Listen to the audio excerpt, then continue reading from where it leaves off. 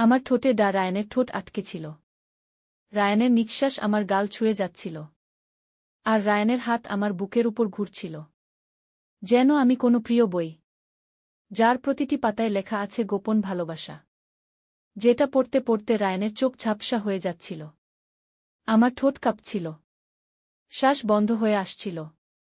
Ryan আমার কানে ফিসফিস করে বলল, আজ তুমি শুধু রোগী না, তুমি আমার হৃদয়ের মানুষ। তোমার শরীর আমার ভালোবাসার ছায়ায় ভিজে যাবে।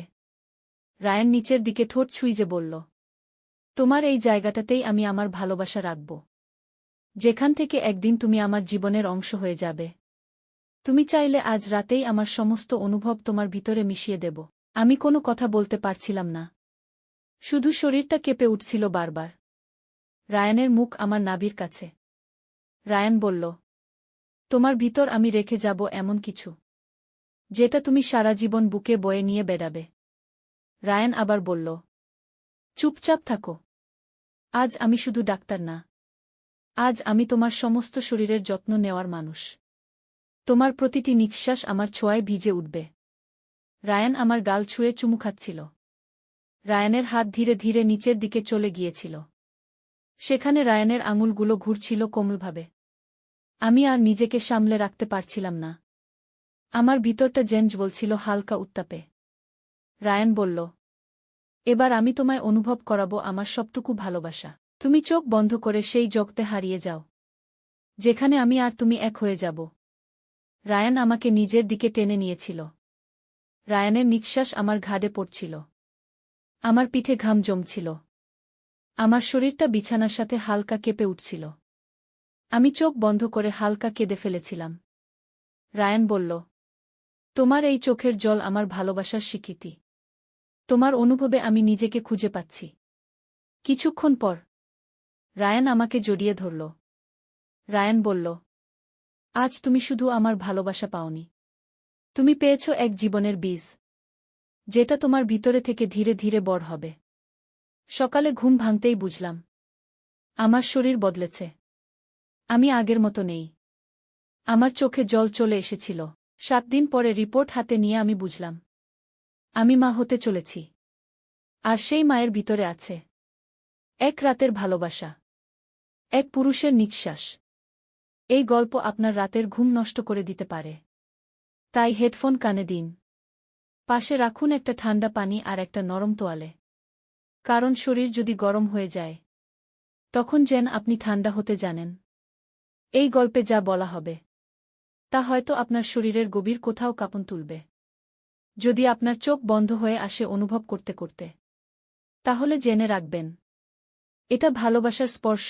এই ধরনের গল্প যদি আপনার ভালো লাগে, তাহলে চ্যানেলটি সাবস্ক্রাইব করুন, লাইক আর শেয়ার দিয়ে বলুন, এই অনুভব শুধু আমার না, আপনারও। সেই রাতের পর অনেক কিছু বদলে গিয়েছিল। শিউলি নিজের শরীরটাকে নতুন করে অনুভব করছিল। যেন ভিতরে কিছু ধীরে ধীরে গরম হয়ে উঠছে। একটা নরম শিহরণ বুকের মাঝে কাঁপতে কাঁপতে নিচের দিকে নামছিল। রায়ানের ছোঁয়া তার ত্বকে যেন এখনও লেগে আছে।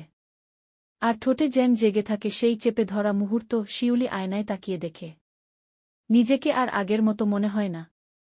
ওর চোখে জল আসে, কিন্তু সেটা কান্নার নয়, সেটা অনুভবের। ঠিক তখনই দরজার পাশে ধরা পড়ে রায়ানের ছায়া। ও ধীরে ধীরে কাছে এসে দাঁড়ায়, নিঃশব্দে। শিউলির চুল সরিয়ে গালে ঠোঁট রাখে। তারপর ফিসফিস করে বলল, তুমি বদলে গেছ। তোমার চোখে আমি আমার পৃথিবী দেখছি। শিউলি বলল, তোমার সেই রাতে বলা কথা আমি এখনো শুনতে পাই। তুমি বলেছিলে, আমি শুধু তোমার রোগী না, আমি তোমার হৃদয়ের মানুষ। রায়ান আবার ওর গলার কাছে চুমু রাখল। বলল, আজ তোমার শরীরের ভাষা আমি আবার পড়ব। তুমি যদি চাও, আমি আবার তোমার বুকের মাঝে ভালোবাসার ছাপ রেখে যাব। শিউলি আর কোনো কথা বলল না, শুধু চোখ বন্ধ করে ওর হাতটা রায়ানের হাতে রেখে দিল। রায়ান শিউলিকে বিছানার কাছে নিয়ে এলো। আলোর নিচে দাঁড় করিয়ে বলল, তোমার শরীরের প্রতিটা রেখা আজ আমার ছোঁয়ায় বেঁচে উঠবে। আমি শুধু ডাক্তার না, আমি তোমার ভেতরের আগুন। ঘরের বাতাস ভারী হয়ে উঠল। রায়ানের ঠোঁট ঘুরছিল শিউলির কাঁধ থেকে বুক পর্যন্ত। ওর হাত ধীরে ধীরে নিচের দিকে নামছিল। শিউলি দম আটকে অনুভব করছিল। শরীরটা যেন নিজে থেকেই রায়ানের প্রতি হেলে পড়ছে। ওদের নিঃশ্বাস একসাথে মিশে গিয়েছিল। রাত জেগেছিল শুধু গলার কাছের কাঁপন আর ভিতরে জমে থাকা ভালোবাসার জোয়ার। শিউলি জানত, এই ভালোবাসা আর বন্ধন কোনো ডাক্তারি ভাষায় ব্যাখ্যা করা যাবে না। সকালের আলো জানালায় এসে পড়েছে। শিউলি ধীরে ধীরে চোখ খুলল। রায়ানের উষ্ণ বুক ওর পিঠে ছুঁয়ে আছে। ওর নিঃশ্বাস এখনো শিউলির ঘাড়ে পড়ছে। রাতে অনেক কিছু বলেছিল রায়ান। আর অনেক কিছুই শিউলি শুধু অনুভব করেছিল, বলতে পারেনি। শুধু শরীরটা দিয়ে বুঝিয়েছিল। রায়ানের হাত তখনও শিউলির কোমরে জড়ানো। ও একটু নড়তেই রায়ান চোখ খুলে বলল, ভালো ঘুম হয়েছিল? তোমার শরীরের ঘ্রাণে আমার রাত স্বপ্নের মতো কেটেছে। শিউলি লজ্জা পেয়ে চুপ করেছিল। রায়ান বলল, তুমি জানো শিউলি, তোমার ভিতরে একটা নরম আলো জ্বলছে, যেটা আমি দেখতে পাচ্ছি। তুমি বদলে যাচ্ছ ভেতর থেকে। শিউলি বলল, আমি জানি। আমার শরীর আমাকে কিছু বলছে, কিন্তু আমি যেন ঠিক বুঝতে পারছি না। রায়ান হাত ধরে ওকে বিছানা থেকে উঠিয়ে বলল, চলো, আজ একটু আলাদা করে সময় কাটাই। আজ শুধু ভালোবাসা নয়, আজ একটু সতেজ হই। শিউলি অবাক হয়ে তাকাল। রায়ান বলল, একসাথে গোসল করব। ভয় পেজো না, শুধু তুমি আর আমি। জল আর শরীরের মধ্যে যে কথা হয়, সেটা মুখে বলে না, শুধু চোখে চোখে বোঝা যায়। ওরা একসাথে বাথরুমে ঢুকল। সাদা আলো ভিজে উঠছিল শিউলির চুল।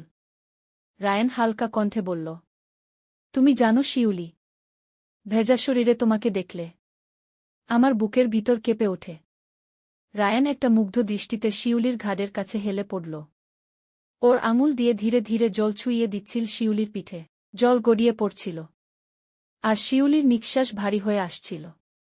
শিউলি বলল, তুমি কি জানো, জল তোমার ছোঁয়া পেলে গরম হয়ে যায়। রায়ান বলল, আর তোমার গায়ে ছুলে আমার হৃদয় জ্বলে ওঠে।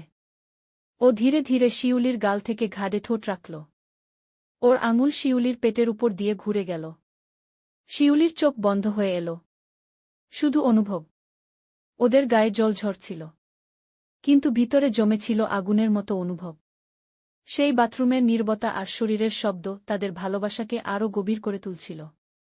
শিউলি বলল, তুমি যখন আমার ভিতরে ঢুকেছিলে প্রথম রাতে, তখন আমি বুঝিনি এইভাবে একদিন গোসলেও তোমায় অনুভব করব।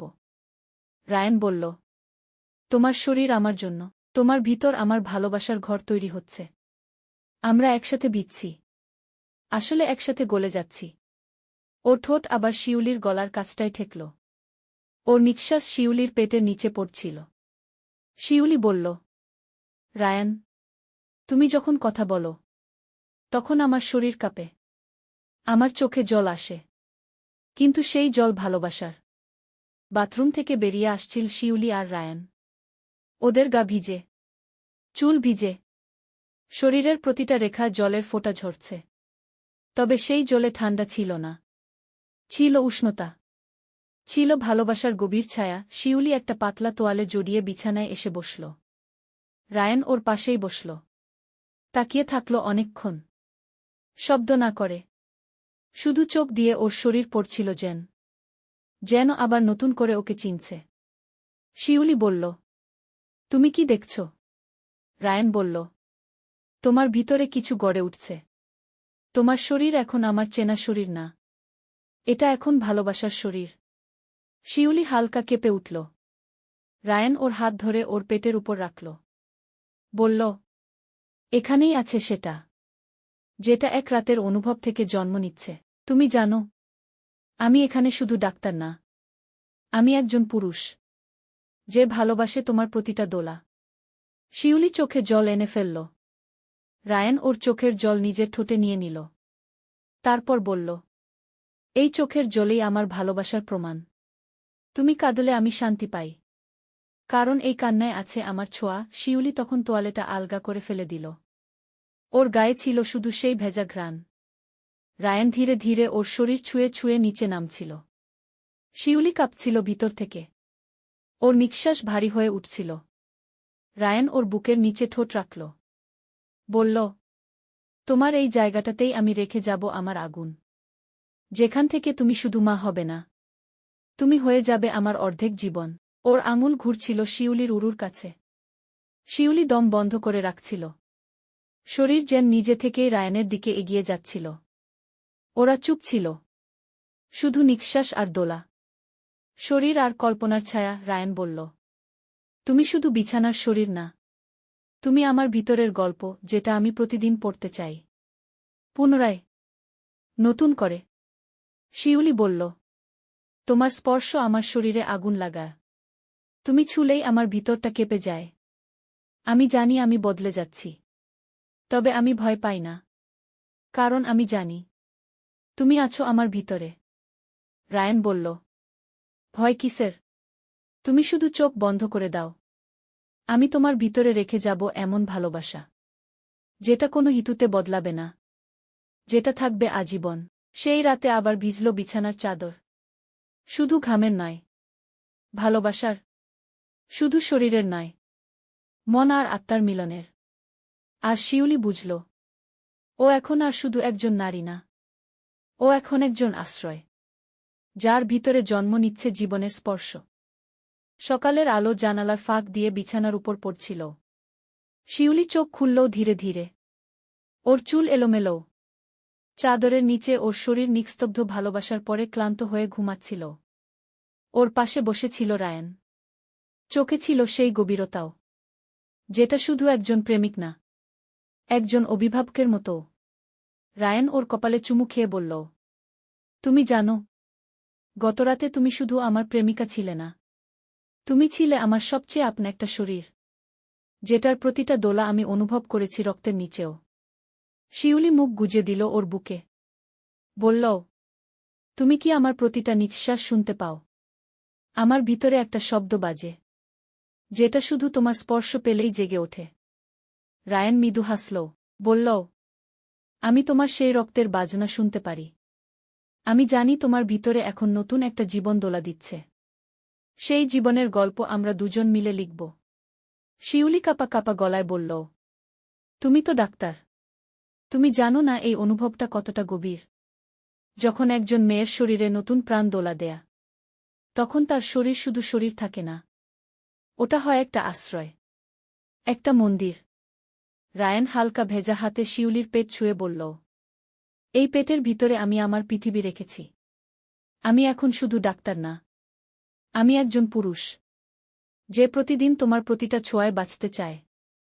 শিউলি বলল, তবে তুমি যদি কখনো ভুলে যাও আমি কারা, তবে আমি তোমাকে আবার মনে করিয়ে দেব আমার শরীর দিয়ে, আমার ভালোবাসা দিয়ে। রায়ান চাদরের নিচে হাত রাখল। ধীরে ধীরে শিউলির কোমরের কাছে এসে থেমে গেল।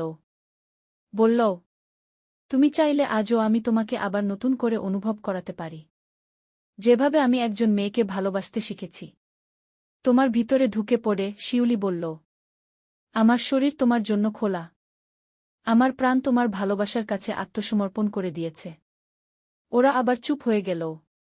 শুধু নিঃশ্বাসের শব্দ, চাদরের নড়াচড়া, ঘরের বাতাসে ছড়িয়ে পড়ছিল একরকম গন্ধ, যেটা শরীরের নয়, ভালোবাসার।